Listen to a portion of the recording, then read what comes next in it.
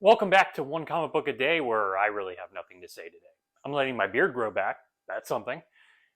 Today we are covering Superman number 9, part 3, The Mystery in Swasey Swamp. A story that's more fantastical, if not somehow shockingly forgettable. I mean, I say I like the more fantastical stories and they work more often than, say, the mobster stories, but even they can be bad. It just kind of depends on the writing, and here it's not very strong.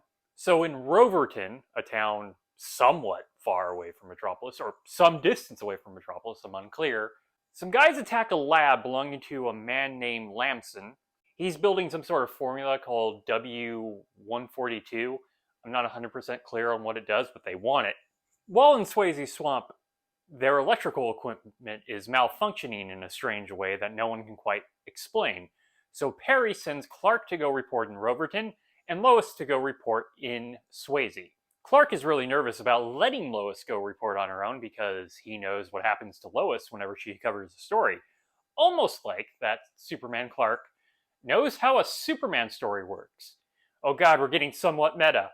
You know, not meta in a way that's actually interesting or has anything to say about the series, just someone being aware that we're doing the same story over and over and over again. But they go cover their different things. Not much happens to the Clark story for a while. Lois, on the other hand, is looking for someone to take her into the swamp. No one will do it until she runs into a man named Gypsum. Lots of sons in this story. Gypsum seems kind of weird, or like the Crocodile Dundee of this town, because no one seems to really want to talk to him. He takes her into the middle of the water where they come across a meteor, but as they get close to it, a sound penetrates Lois's eardrums, really hurting them, which is then explained to be static electricity. I don't think they quite understand how static electricity works.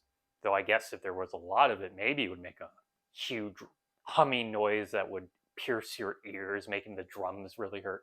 She is then captured by a bunch of men in like weird scuba suits that look like they're out of like a Johnny Quest episode, or even like that one monster on Scooby-Doo that was like a submariner type. They're like frogmen, and not actual frogmen, but like Navy frogmen. So she's captured, put in danger. Clark was right, because he knows how a Superman story works.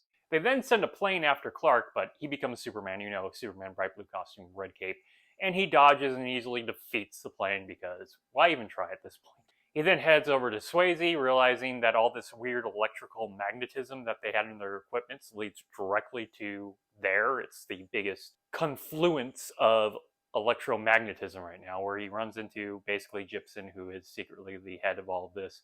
And he has weird plans about getting the W142. It's not very interesting.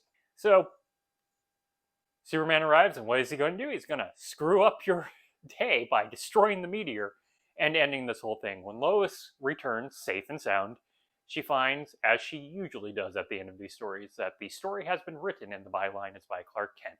It's kind of surprising Lois doesn't get fired for how often this happens, because it seems like she wastes a lot of time without actually getting a story scene that Clark kind of throws it in her face. She does get one over him every now and then, but it's really uneven, and Clark's been winning for a long time. Ever since they sort of took away how tenacious and like cold she was, she seems to lose so often. I miss that first 10 issues Lois. That's like the big thing I miss from those early 10 to 20 issues. It's just how strong Lois was.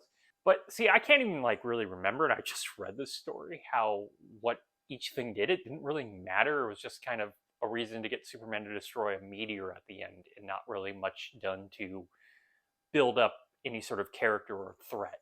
So that's it from the part 3 of Superman number 9, The Mystery in the Swasey Swamp. If you enjoyed this video, please like and subscribe, hit the bell icon to get notifications when a new video goes up. I do this Monday through Friday, but Fridays is Bat Friday, where I either cover an issue of Detective Comics, specifically the Batman story, or one of the Batman stories in a Batman comic. And until next time, let us ponder the question, whatever did happen to the Man of Tomorrow? Also, does static electricity really hurt your ears if there's a lot of it? Okay, have a great day.